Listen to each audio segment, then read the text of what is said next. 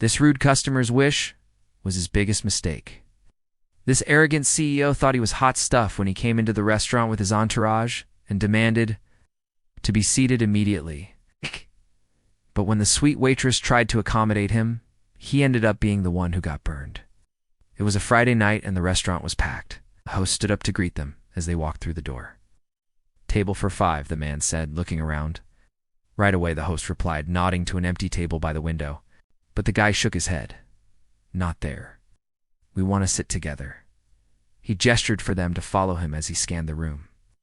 There were only 2 tables left, both occupied.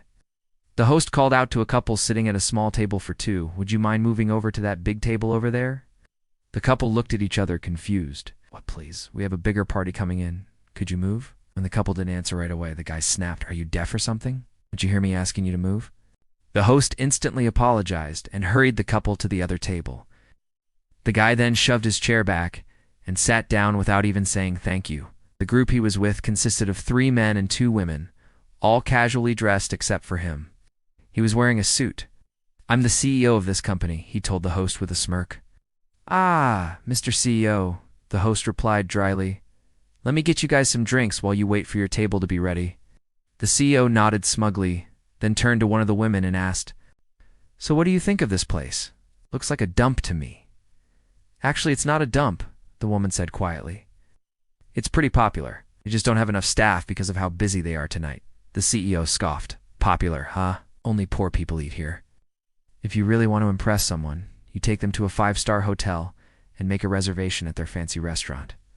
Just then, the host returned with their drinks. The CEO motioned for her to wait a second so he could talk. "Listen, I'm in a rush. My meeting starts in half an hour, so hurry up and clear the dishes off this table. Make sure to seat us right away after that." The host felt humiliated by his attitude, but she still tried to keep a smile on her face. "Of course, sir. Just give me 1 second. She turned to leave, then stopped and said, "Oh, and Mr. CEO, if you have a meeting in half an hour, I suggest you leave now, because it'll take about 10 minutes for your food to be ready. I wouldn't want you to be late for your meeting because you know you're the CEO." With that, she walked away. The CEO looked stunned. It was the first time anyone had talked back to him like that.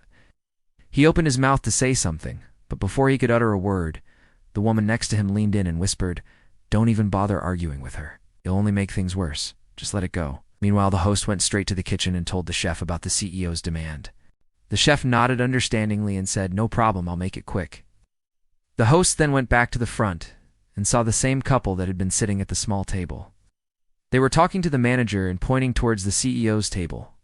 The host listened in and heard the woman say, "He wanted us to move tables so he could sit with his friends. He was so rude about it. I couldn't believe it." The host nodded sympathetically and thought, "That guy really has a lot of nerve. Wait till he gets his food. I have a surprise for him." Sure enough, the chef was fast, and in less than 10 minutes.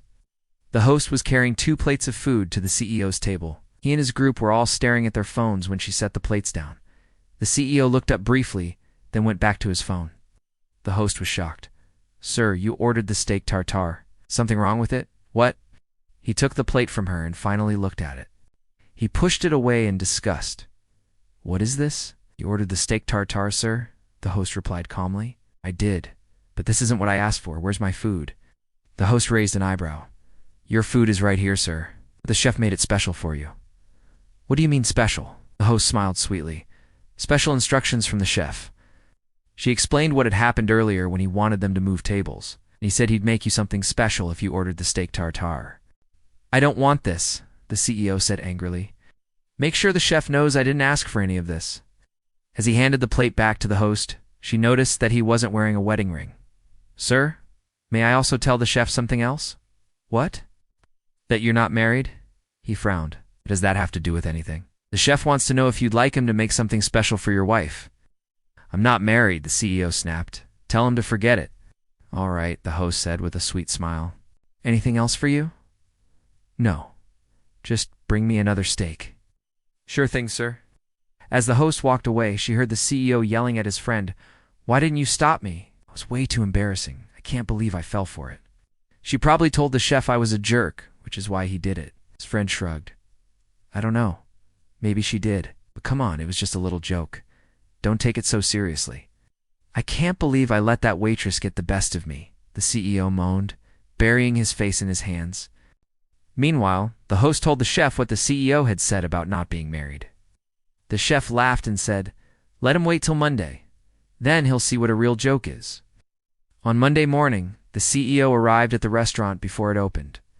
He walked in and spotted the host behind the counter. "Good morning," he greeted her with a forced smile. "Can I help you?" she asked. "Yeah, I wanted to apologize about what happened on Friday. I was out of line and rude to you. I'm sorry." She stared at him for a moment, then suddenly burst out laughing. "What? Why are you laughing?" "Oh, nothing. It's just that you're the worst tipper ever." "What?" The CEO blushed. "I was hoping you might have forgotten about it, but apparently you didn't. Look, I'm sorry. I won't be rude to you. Now can I please order my breakfast?" "Sure," she said sweetly, and rang him up. "Table for one. Yeah, actually, table for two would be better." "All right," she said with a smile, and led him to a small table for two. The chef had already placed the menu down and poured him a cup of coffee. "Here you go, hun. Sorry it took so long. It's just that we're really busy today, and we ran out of cups." The CEO looked at her confused. "What? Oh, I don't need one anymore. Thanks, though."